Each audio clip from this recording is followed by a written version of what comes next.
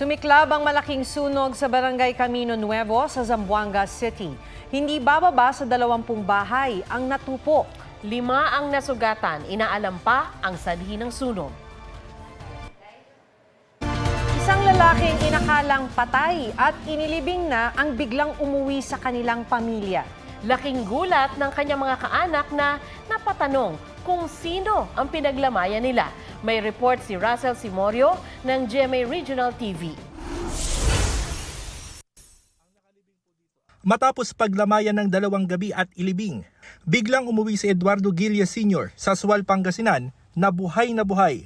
Akala ko kasi talagang patay na kasi lahat ng mga paa niya, may allergic din siya, may allergic din yon po. Kaya yon talagang sabi ko siya. August 4 nang may makitang kalahating katawan ng tao sa dalampasigan ng Burgos. Kinabukasan ng kunin at iuwi ito ng pamilya Guilya sa paniniwalang yun si Eduardo. Paliwanag naman ni Eduardo, umalis siya ng bahay nang magkatampuhan sila ng kanyang misis. Sabi nila, multo, inilibing ka na. Bakit ka nabuhay? Sabi ko, binigyan pa ako ng pagkakataon ng Panginoon. Bagaman masaya ang pamilya Guilya, nanlulumo raw sila sa nagastos sa lamay at pagpapalibing sa maling bangkay. Ayon sa Burgos Police, may 2 pamilya mula sa Dasul, Pangasinan at Zambales ang nagkiklaim sa bangkay. Kumuha po kami ng bone marrow sample, DNA sample ng cadaver, and sinabit mo namin yon sa ating provincial forensic unit. Yung 2 pong claimant, na possible claimant, they will subject them for DNA analysis. Russell Simorio ng GMA Regional TV, nagbabalita para sa GMA Integrated News. Nabalot ng VAG o volcanic smog ang mahigit 30 lugar sa Batangas. Inirereklamo ng mga residente ang nakasusulasok na amoy ng VAG na nakakaapekto raw sa kanilang mga lalamunan. Bilang pag-iingat, sinuspinde ang face-to-face classes sa ilang lugar, lalo sa mga bayang nakapalibot sa bulkan. Dahil sa VAG, sinuspinde rin ang face-to-face classes sa lahat ng antas sa Lubang, Occidental Mindoro. Nagsuspinde rin ng klase sa ilang lugar sa Metro Manila dahil sa mababang kalidad ng hangin. Pero paglilinaw ng PHIVOLCS, hindi VAG ang dahilan niyan, kundi local pollutants na pinalala ng mabagal ding hangin.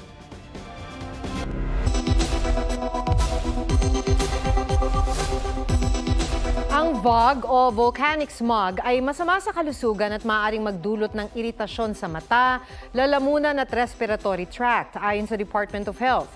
Narito ang tip talk para maprotektahan ang kalusugan mula sa panganib ng VAG o volcanic smog. Payo ng DOH, iwasang lumabas para mabawasan ang exposure sa VAG. Isara ang mga pinto at bintana ng bahay para hindi makapasok ang VAG. Kung hindi maiiwasang lumabas, magsuot ng face mask. Mas mainam kung N95 face mask ang gagamitin. Uminom ng maraming tubig para maibsan ang iritasyon sa lalamunan. Kumonsulta sa doktor kapag nahirapang huminga o nakaranas ng iba pang malubhang epekto ng VAG. Ikinuwento ni Sandro Mulak sa Senado ang umano'y sexual harassment sa kanya ng mga independent contractor ng GMA Network na sina Richard Cruz at Jojo Nones. Lasing na umano si Cruz at nakahiga sa kama nang pumunta si Sandro sa hotel room ni Nones sa Pasay. Binigyan daw ni Nones si Sandro ng wine at may pinasingkot sa kanyang droga, saka siya pinagsamantalahan. Mariing itinanggi ni Nones at Cruz ang paratang. Hindi rin daw sila nag-alok ng donasyon sa charitable institution na mapipili ng pamilya Mulak. Inalmahan ito ni Senate President Pro Tem Jinggoy Estrada dahil taliwas raw ito sa mga affidavit ng biktima, pati ng witness na si GMA Senior Vice President Attorney Annette Gozon Valdez. Kaya ipinakontempt si Nones. Dahil dito, idinetain siya ng Senado. Sisingutin po lahat gamit po yung 500 peso bill. Inutusan ka niya ni Jojo para suminghot. Hindi Yes, mahigpit po, yun eh. Tuloy-tuloy ang pag-inom mo ng wine. Hanggat malasing ka. Nanghina ka ba? Yes po, Your Honor. Nung pinapasinghot ka nitong dalawa, ano nararamdaman mo? Were you high? Nanghina ka ba? Namanhid po ako, Your Honor. You lie down in the bed. Am I correct? Hindi po ako nag-lie down. You, Hinila po ako sa bed. sino nang hila sa'yo sa bed? Jojo Nones po. Hindi po totoo yun. Hindi na kayo naawa sa bata? Ha? Tapos lahat ng kababuyan ginawa niyo sa bata. Your Honor, with all due respect, please don't judge us. Hindi pa po kami convicted sa case. The case No, but has you're just lying. been filed po. We are not I'm lying not po, Your judging you, Honor. you're lying. We're also just defending our side. Napaiyak naman sa pagdinig ang singer na si Gerald Santos nang ilahad na hinalay umano siya ng musical director ng sinalihang contest sa GMA Network noong 2005. Naghain daw ng kaso sa GMA Network si Gerald 5 taon matapos ang insidente. Sinuspindi at inalis ng GMA ang sangkot na musical director. Pero sabi ni Gerald, naramdaman niyang naapektuhan na ang karir niya. Sa huli, nagpa-release sa GMA Artist Center si Gerald at lumipat sa ibang network.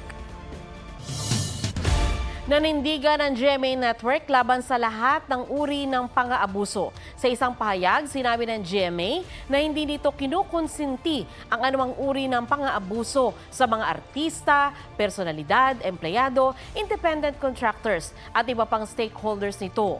Alinsunod dito ang naging aksyon ng network matapos itong matanggap ang formal complaint ni Gerald Santos noong 2010.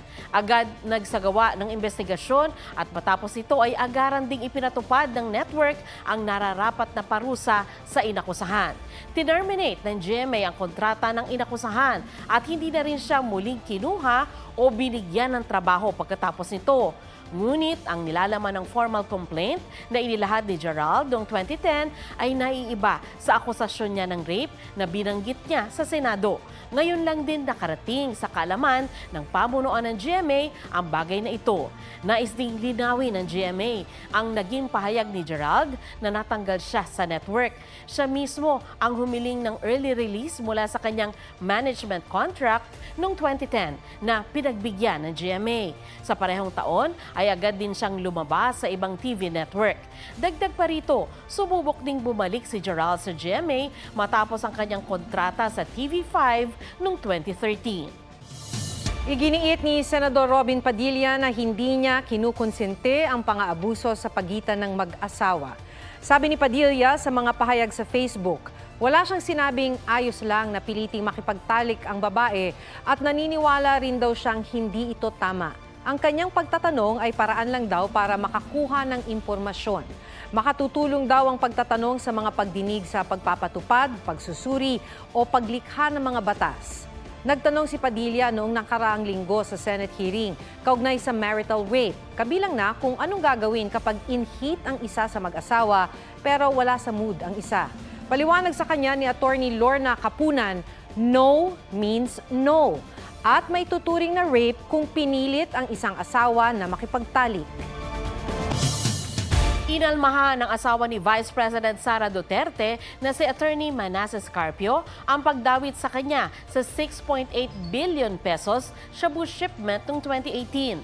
Halata raw na walang basihan, malisyoso at walang katotohanan ang mga aligasyon ni dating Customs Intelligence Officer Jimmy Guban sa pagdinig noong Biyernes. Tiwala raw siyang mababatid ng mga mambabatas na politika ang motibo sa mga pagdidiin ni Guban sa kanya at sa bayaw niyang si Congressman Paulo Duterte. Pinunto rin niya na mismong si Guban na ang nagsabi noon na gawa-gawa lang ang mga pahayag niya sa isinumiting affidavit sa Senate Inquiry at Court of Proceedings. Nanawagan po ang ilang netizen sa Animal Kingdom Foundation na sagipin ang white lion na nasa Baluarte Zoo sa Vigan, Ilocos Sur. Hindi raw katanggap-tanggap ang pagtrato ng staff ng zoo sa leong si King. Gaya ng bahagyang pagsipa sa paa nito para lang makakuha ng magandang litrato. Pero sabi ng AKF, hindi basta-basta ang pag-rescue sa leon dahil may proseso na dapat sundin. Sa panayam ng GMA Regional TV, kay dating Governor Chavit Singson na may-ari ng zoo, tinanggal na sa trabaho ang empleyadong nakita sa video. Kinukundina rin niya ang nangyari. Pinag-utos na raw niya ang retraining sa lahat ng staff ng Baluarte Zoo.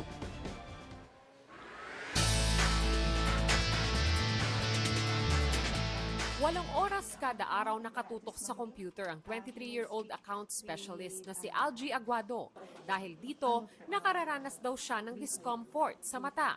Pagkainit po ng mata, Then para po siyang masakit, mabigat po siya.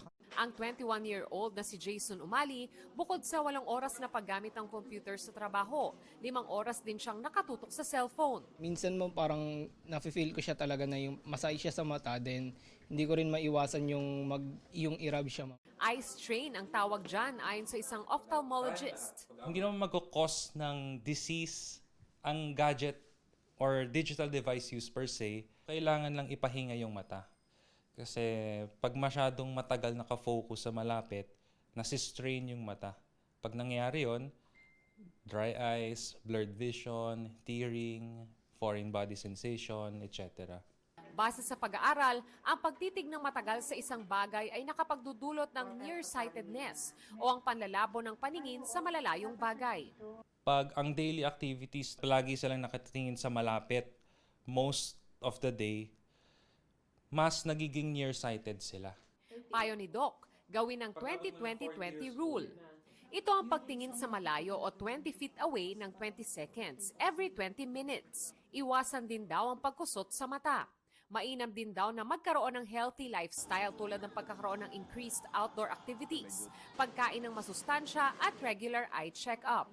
Most of the eye diseases, hindi siya detectable until the late stages na. Kaya important ang regular eye check-up, especially sa mga taong high risk, yung mga may family history. Von Aquino nagbabalita para sa GMA Integrated News.